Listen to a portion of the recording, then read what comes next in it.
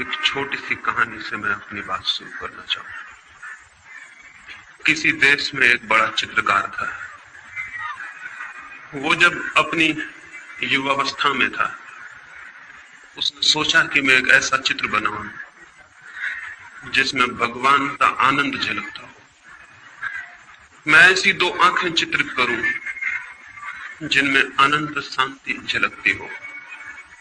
मैं ऐसे एक व्यक्ति को खोजूं, एक ऐसे मनुष्य को जिसका चित्र जीवन के जो पार है, जगत से जो दूर है, उसकी खबर लाता हो।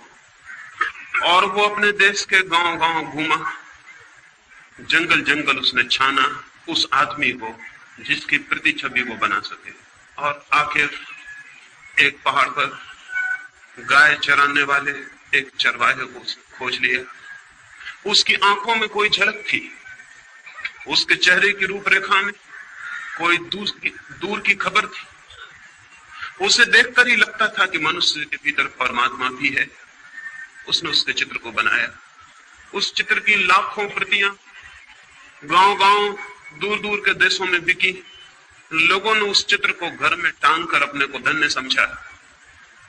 फिर 20 वर्ष बाद वो चित्रकार बूढ़ा हो गया था और उस चित्रकार को एक ख्याल और आया। जीवन भर के अनुभव से उसे पता चला था कि आदमी में भगवान ही अगर अकेला होता तो ठीक था, आदमी में शैतान भी दिखाई पड़ता है।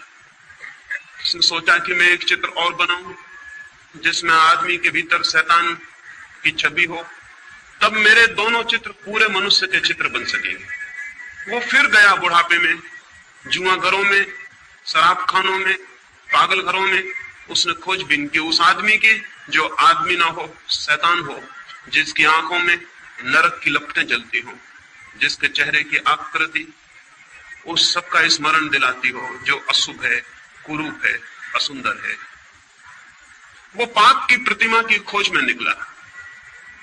एक प्रतिमा उसने परमात्मा की बनाई थी, वो एक प्रतिमा पाप की भी बनाना चाहता था। और बहुत खोजने के बाद एक कारागृह में उसे एक कैदी मिल गया जिसने 7 हत्याएं की थी और जो थोड़े ही दिनों बाद मृत्यु की प्रतीक्षा कर रहा था, फांसी पर लटकाया जाने को। उस आदमी की आंखों में नरक के दर्शन होते थे, घृणा जैसे साक्षात थी। उस आदमी की चेहरे की रूपरेखा ऐसी थी कि वैसा कुरूप मनुष्य खोजना मुश्किल था।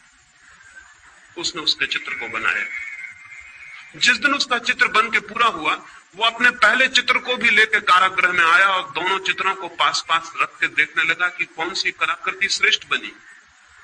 तय करना मुश्किल था। चित्रकार खुद भी मुग्ध हो गया था। दोनों ही चित्र अद्भुत थे।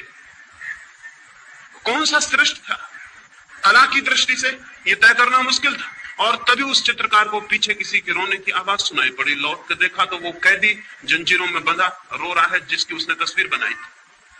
वो चित्रकार हैरान हुआ। उसने कहा कि मेरे दोस्त, तुम क्यों रोते हो? चित्रों को देखकर तुम्हें क्या तकलीफ हुई?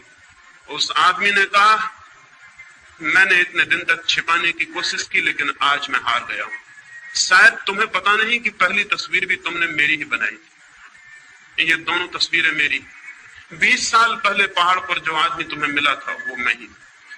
और इसलिए रोता हूं कि मैंने 20 साल में कौन सी यात्रा कर ली, स्वर्ग से नरक की, परमात्मा से पाप की।